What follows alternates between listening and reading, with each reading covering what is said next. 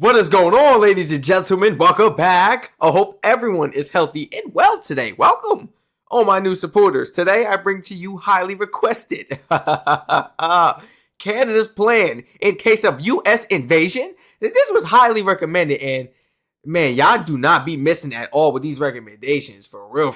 Like, where was this video at? Canadian troops prepare to defend their nation as helicopters hover overhead and tanks stand by. But this isn't just any invading force they're facing. It's the United States of America. Here's how Canada plans to defend itself from an American attack. Canada and the U.S. have long been firm friends. However, with relations between the two nations no longer as strong as they once were, the idea of an American invasion has gone from impossible to an unlikely but possible scenario. It's something Canada has to prepare for, but it faces two enormous and even insurmountable challenges. The first is the border. The Canada-United States border is the longest in the world, divided into two sections, and the first section, nearly 1,500 miles, separates Canada's western regions of Yukon and British Columbia from the American state of Alaska. The second, even longer section runs nearly 4,000 miles, separating Canada from the contiguous United States. The vast majority of Canada's 40 million people live close to that border, with many of the country's biggest cities in the area. This includes the capital of Ottawa, as well as Toronto, Montreal, Quebec City, Vancouver, Calgary, and Winnipeg. Defending such a long and crowded border is a huge challenge. U.S. forces could basically pick almost any spot to strike. Canada doesn't have enough people to defend the whole border, so it would have to rely on intelligence tools to figure out where and when an American attack might happen, and then focus its resources there. And that leads us to the second challenge, the sheer difference in military might. On Global Firepower's military rankings for 2026, the United States holds the top spot, a position it's held without contest, year after year. It spends more on its military than anyone else, always boosting its defense budget to stay the top, toughest force on the planet. The US has one of the world's largest armies, with more than 1.3 million active duty personnel. Oh, wait a minute. Yo! Here we go. Why is this now coming to my mind? I should have said this in the beginning of the video. Remember that video we just reacted to, man? Canada hit the GDP and everything. NATO's requirements. And the United States still ain't satisfied. Still ain't happy. Don't make no sense. It got me thinking like, oh, now what if they was plotting and they was like, well, you know, Canada can't afford nothing for their defense or nothing. Like, they can't really invest into themselves. They're going to plummet without us. So how about we storm up in there? Like that's the way I'm thinking. And since Canada did vice versa and they getting up there in the charts now, you know, sooner or later that GDP gonna be higher than 2%. It already is higher than 2%. You know what I'm saying? It'll be 3. It's gonna be 4. It's gonna be 5. It's gonna keep on going up. What they say? What will we get? They said like 20. Was it 2030 or was it 2035? I think they said it was gonna be like an estimated 5%. That's amazing. You know? So they will no longer be down there in the charts, which means the U.S. should be satisfied because this was one of the main issues that, you know, they were opposing when this whole thing sparked. That was one of the main issues. Yes, some of the stuff coming in the borders and this and that, and okay, but that was one of the main things as well. And now it's like the United States is unhappy. So it got me thinking, like, are they unhappy because it's like Canada is getting they stuff together? Meanwhile, they sit here plotting at the back door behind the scenes. They trying to run up in Canada, backdoor you, literally. Like,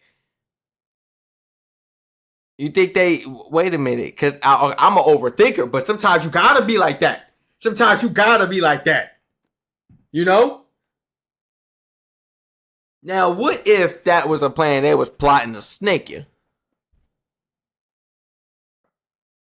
Now Canada getting their stuff together. And it's not always about the numbers, man. It's about the training. It's about the experience. United States be put in a lot of situations throughout war where we got to call our allies for help, mutual support, because we can't get out of situations. We be stuck in a war zone. Stuck. Can't get out. Well, I thought you trained. Oh, I thought we trained. Come on now, you know. It's all that training, and they still be getting tied up and held hostage. Not literally, but like to the point where they have to stay stationary in one spot for a very long time and call in support to help them get out of situations. And it got, I don't.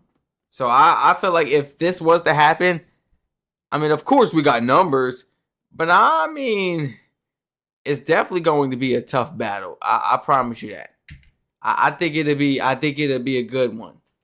One of the world's largest armies, with more than 1.3 million active duty personnel and close to 800,000 more in reserve. Ooh. The U.S. has some of the most powerful ground forces ever assembled, with thousands of tanks and hundreds of thousands of armored vehicles ready to roll out at a moment's notice.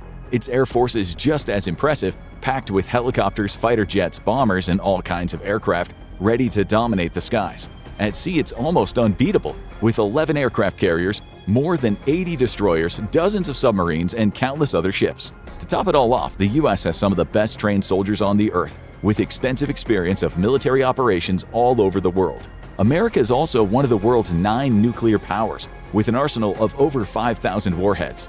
By just about every measure that counts, Canada's military doesn't come anywhere close. Even though Canada is huge, the second biggest country in the world, stretching over 3.8 million square miles, its military only ranks 28th globally. That's behind much smaller countries like Thailand and Vietnam, and roughly on par with places like Singapore, Greece, and North Korea. For a country this big, Canada's army is tiny, about 63,500 active soldiers and 23,000 more in reserve. What? What? Oh, man.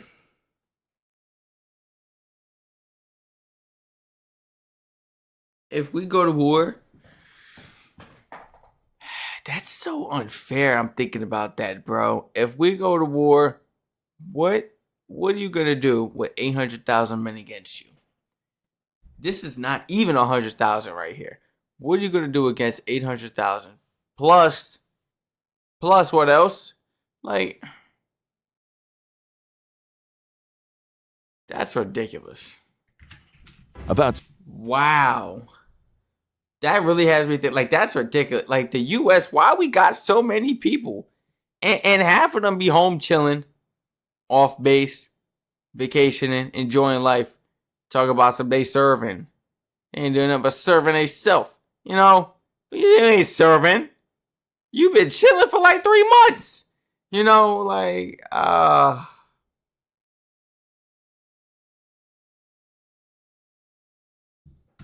63,500 active soldiers and 23,000 more in reserve. Canada's military also lacks the kind of advanced equipment and strength and depth that the U.S. has. Sure, it has some land forces, but fewer than 100 tanks and about 21,800 armored vehicles ready for combat, a tiny fraction of what the U.S. has. Canada's Air Force has a decent mix of planes, like the FA-18s, CP-140 Auroras, and C-130s, but it is no match for the U.S. in numbers or firepower.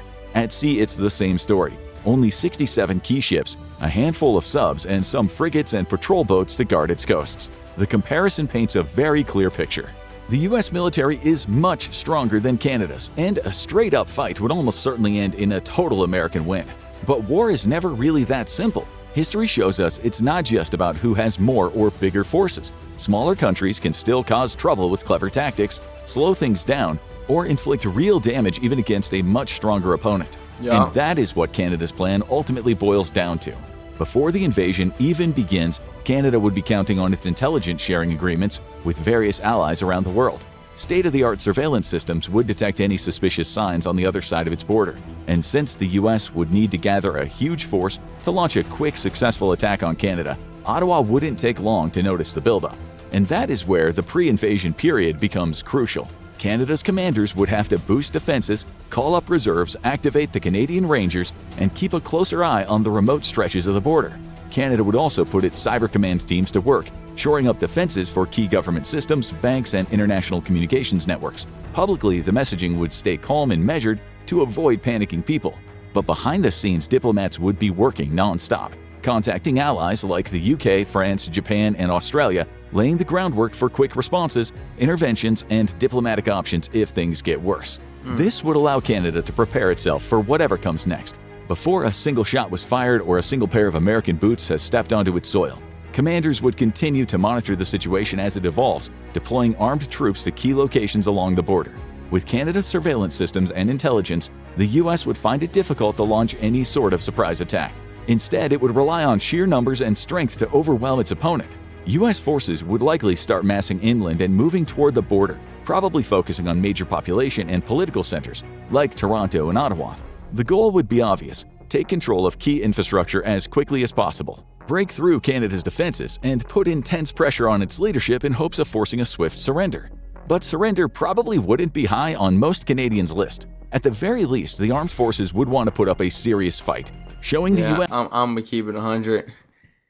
If I'm at war or something, I'm not about to give in. I'm not surrendering nothing. You got to take me. Hey, bro. I'm going.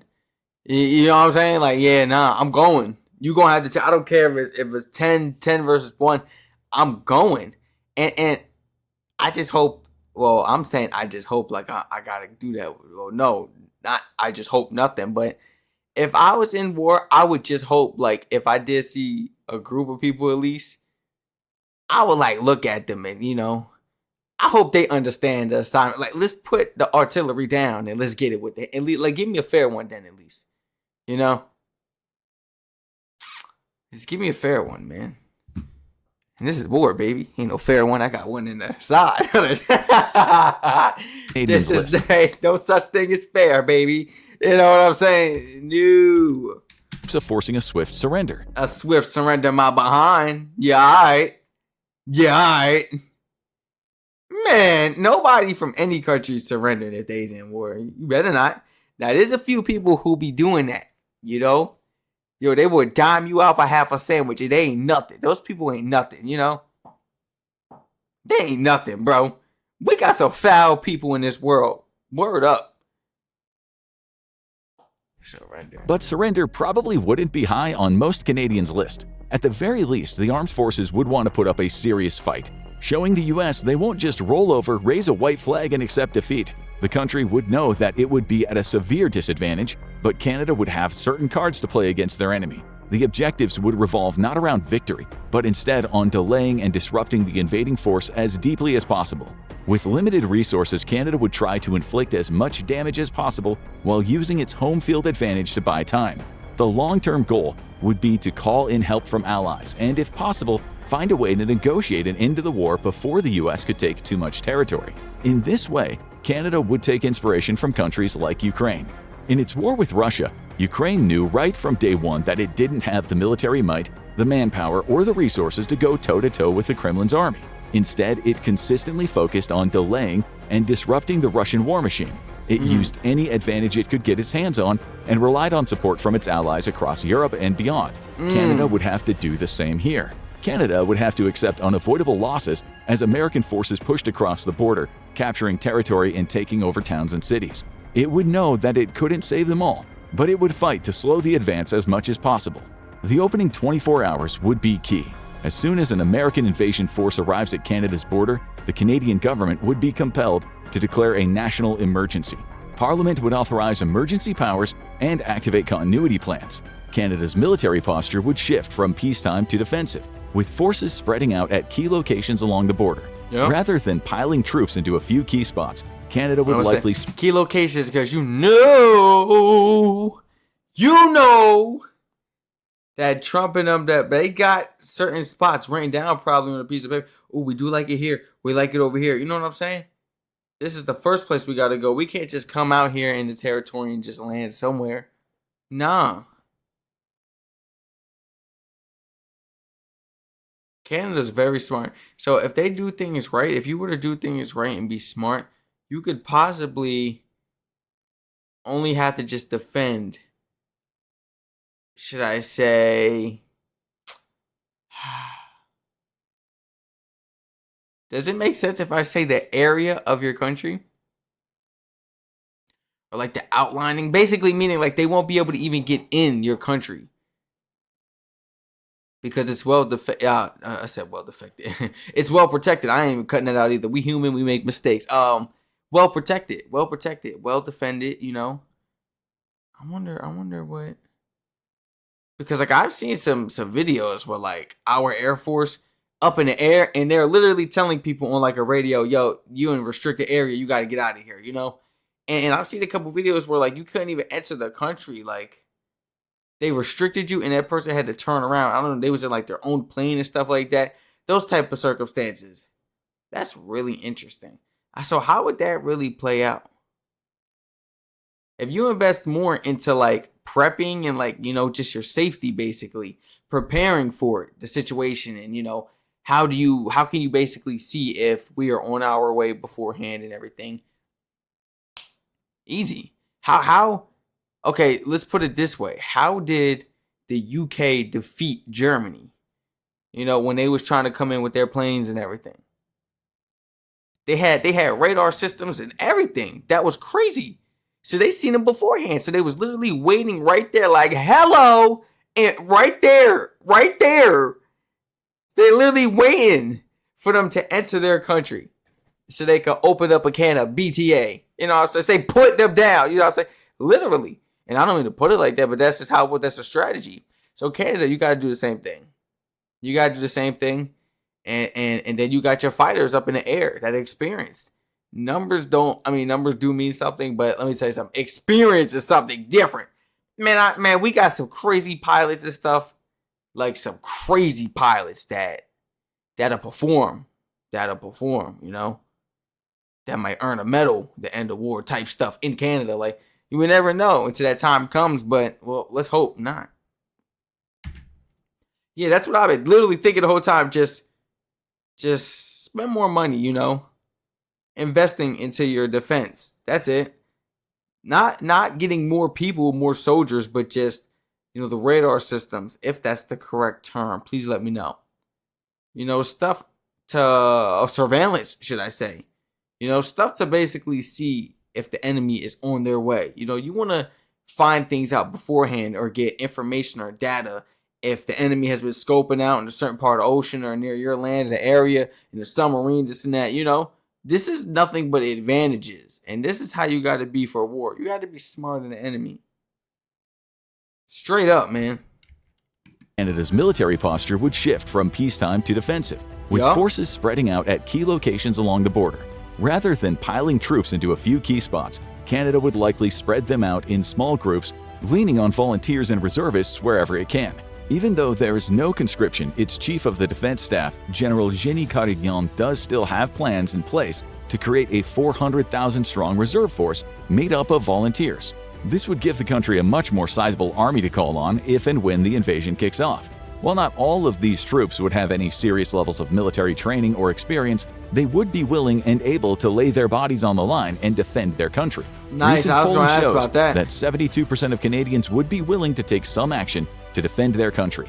About 26% are ready to volunteer for civil defense, 13% for military service, and roughly 15%, close to 5 million adults, would even engage in violent resistance. So while Canada's army may look small on paper, the country actually has a much larger force than it seems, with people of all ages and backgrounds ready to step up.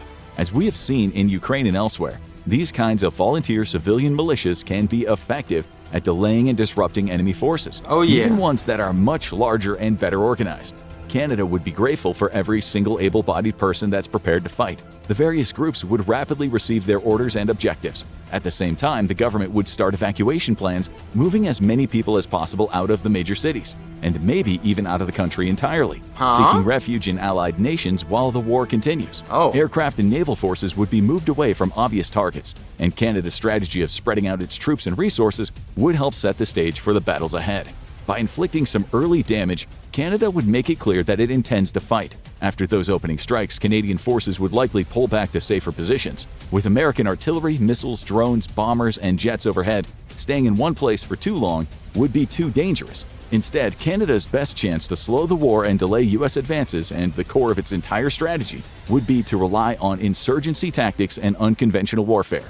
The U.S. would be able to take control of Canada's strategic land and sea positions in a matter of days or a week at the most. So Canada would have to take inspiration from other conflicts throughout history in which smaller forces have successfully fended off bigger invaders. And that doesn't just include Ukraine versus Russia. In fact, Canada's military planning so far has leaned toward a very different model, one inspired by the Afghan Mujahideen during the Soviet-Afghan War from 1979 to 1989. Back then, Afghan rebels were facing an invasion by the Soviet Red Army, backed by Afghanistan's own military. They were badly outnumbered and outgunned, but they still managed to fight back by working in small groups, using hit-and-run tactics, sabotage, and hit and run. Man, that was toxic. You gotta do what you gotta do when you don't have that many numbers. Hit and run. I'm literally thinking about that in my head, like hitting them with something, or possibly, shooting your gun, and then you get up out of there. The other soldiers gonna turn their head. You already gone. You behind the rock. Okay, I see. That's what I'm saying. Like, numbers sometimes don't mean anything. It's about strategy, These guys got to fight 10 times harder because they know they're outnumbered. So they have to be 10 times more precise as well. Every bullet counts. You need to knock down these, you got to knock them down. I mean, that is the reason you're out there. That's literally the reason. They still managed to fight back by working in small groups, using hit-and-run tactics, sabotage, and ambushes to harass their enemy and slowly grind them down. Canada would have to do the same. It wouldn't want to meet U.S. forces in large-scale clashes. America's tanks, armor, and air support would simply be too strong to defeat.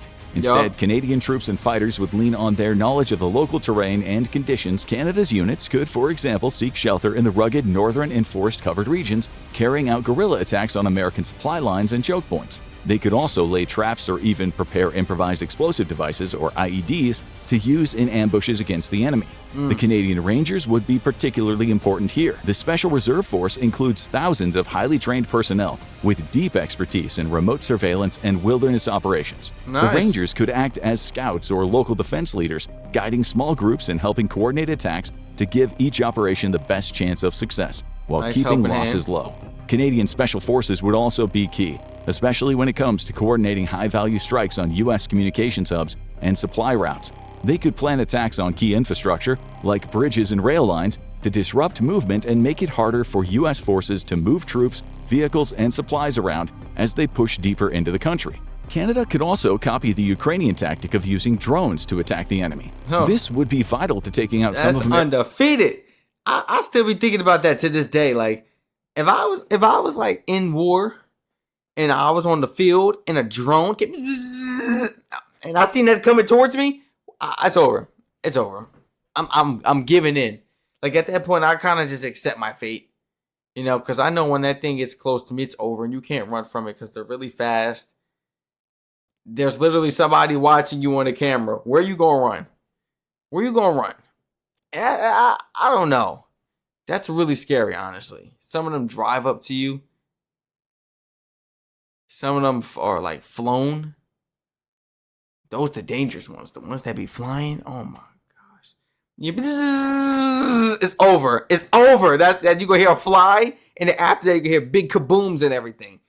Oh my gosh. America's most valuable asset, drones to attack the enemy. Crazy. This would be vital to taking out some of America's most valuable assets, like M1A2 Abrams tanks and Bradley fighting vehicles, with well-placed strikes. If you want to beat the enemy, that's what I'm saying nowadays.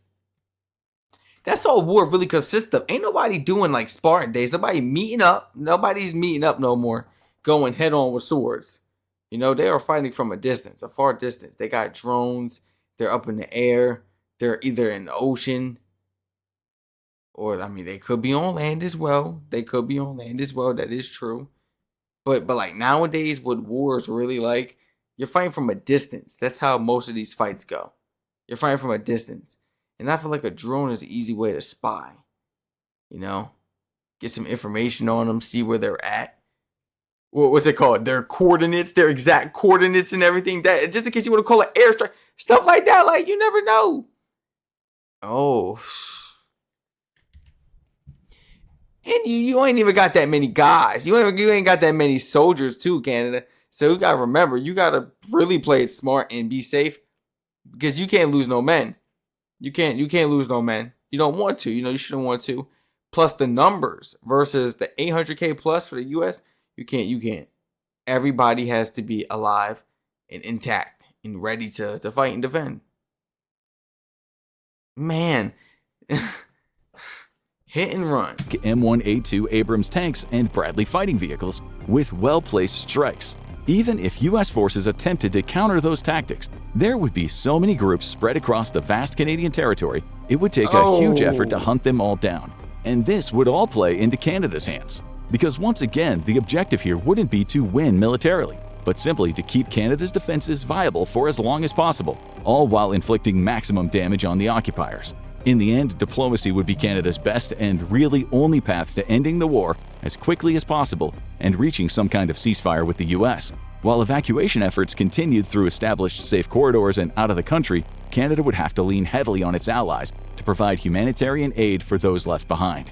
At the same time, the country's emergency services would be under enormous pressure, working to supply food, water, and safe shelter to civilians caught in the middle. As a NATO member, Canada would also have to consider invoking Article 5 of the North Atlantic Treaty. This calls on political, material, and even military support from the other members of the alliance. The problem with that plan is that the US is a founding member of NATO, and Article 5 specifically refers to attacks from external parties, not member states. It would put NATO in a completely uncharted territory. Member states would have to figure out how to respond to a situation where the alliance is effectively turning on itself and undermining the very principles it was built on. Yeah. Given that reality, other NATO members, especially allies like the UK and France, would be under enormous pressure to respond diplomatically and politically. Discussions would likely focus on how to bring the conflict to a ceasefire quickly and how to prevent the alliance from splintering. Any such invasion would undermine the very principles that NATO was founded on. The political and military effects could extend far beyond North America, potentially risking global security and forcing countries around the world to take sides. So while Canada clearly couldn't stop a full-scale US invasion outright, the cost of carrying one out could be far higher than Washington might expect. Canada would take heavy losses, but it could still make the most of its limited advantages to strike back, all while clinging to the hope of a negotiated ceasefire or withdrawal. Its goals would be to protect civilians, preserve sovereignty, and win international support. And if it played its cards right, it could achieve all three to varying degrees, leaving the US in an increasingly difficult position the longer the conflict drags on. Now go check out What If Canada Became the 51st Man, state. what was that? Man, my phone just dropped. It was like this close from dropping on my toe too, man. Thank you, Lord. My goodness, man, that was gonna hurt. It was like this close. I felt like the wind and the vibration right next to my toe. Oh my gosh, I just got goosebumps. Oh, my bad. This was a great video right here. Reacted to Canada's plan in case of U.S. invasion. Now, you guys know I had so many questions throughout this video. Please feel free to answer them down below in the comment section and include your personal thoughts and opinions. Educate us down below in the comment section. Anything that wasn't included throughout this video, anything else you may have been thinking throughout this video, or any questions you may have had throughout this video. I'll honestly see if I can answer them. Honestly, if you had any questions, that's if somebody else doesn't get to them first, because hey, you guys honestly be helping each other out in the comments, and I really appreciate that, Please feel free to like, comment, subscribe, turn all post notifications on. Will this ever happen? Like I said, that was a little grimy, it's a little scheming, that the U.S. is upset that Canada has hit the GDP. And that they are growing as an economy, as a nation, and being independent and strong. And I feel like the U.S. wanted to take advantage now that they see that you can fend for yourself, like literally, like your economy and everything, and like your projects and everything, and military-wise now, it's really getting to them. And it's like, what? Because we were the closest thing. Let's be real. Canada was one of those countries that the U.S. really had like that close relationship with. That control, not control, but more so understanding and lead way. Okay, let's try that. Let's do this, They're not having that no more now. But will it ever spark between us? No. I hope. But I don't think so. But I feel like it would be a good one. Considering, the experiences on both sides and everything and what they have to offer. You can't sleep on Canada, and you can't sleep on the numbers either. You cannot, because like I said, it's about the technique and sequences, which the U.S. struggles deeply with. I just feel like, the best way for Canada, for, a situation with any other country, should I say, man, fight from a distance. Don't put your guys out there on the line. Sometimes you have to, but I mean like fighting in as many soldiers, should I say. Why feel the need to put so many soldiers out there to defend your country when I can send this little tiny drone, whatever, it looks like a fly or look whatever. And it was that's it. Boom. And it's over. It's over. The game over. Except ain't no restart, ain't no replay. I feel like that'll be the best way. You could spy on people. You could defend yourself from a distance. You could honestly, intimidate from a distance. Because if people see those type of things roaming around, or if they have radar systems or something, you got to think about it. Other countries have this type of stuff too. They might be able to spot those drones and be like, all right, never mind. We need to figure out a way, or this or that, or, delay their process. And that'll honestly be great for Canada. Then you got your wonderful soldiers who are well trained, got that high experience. And you go from there. And the country's been doing nothing but growing, so it's only going to get better and better. Now, I don't know if Canada does things the same as the U.S. as far as like when it comes to war. Do you guys kind of recruit in the process when there's like a conflict? Because the U.S. just holds everybody. Oh, here, you join the military. You join the military. You join the military. Everybody's in the military. Everybody's in the military. Bro, and I feel like that's kind of crazy. Like everybody's in the military. When you really think about it, everybody really in the military or was in the military sometime in their life. Like, it's so easy. But then when you look at like places like Canada, and we're going to specifically just focus on Canada. There's other countries that do it the same way. They tend to recruit in the process of like a conflict, of war and everything, to save money, to save time. For like the people. You don't want to recruit all these people and then have them sitting at home or something. There's a lot of people I know that are in the reserve and they're just sitting home, but they're claiming, I'm in the military. But you're in the reserves and you're sitting home and then you got to work a part-time job. So are you really in them? You know what I'm saying? Like, what's the point of holding people like that and they're taking breaks and everything? I don't know. I feel like it's more of like a stability thing as far as like careers and everything. Because then how many people could honestly join the military in Canada then if the personnel and everything is so low? Does that mean not everybody just gets accepted? Because the military in the U.S., they don't care who you are. You can get accepted. But how is it in Canada?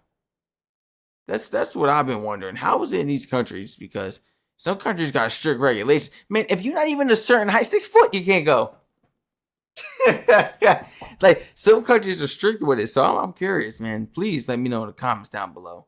I love you all so much. Stay safe. Thank you so much for joining me today to react to Canada's plan in case of U.S. invasion, which will possibly never happen. Let's hope so. Let's hope so.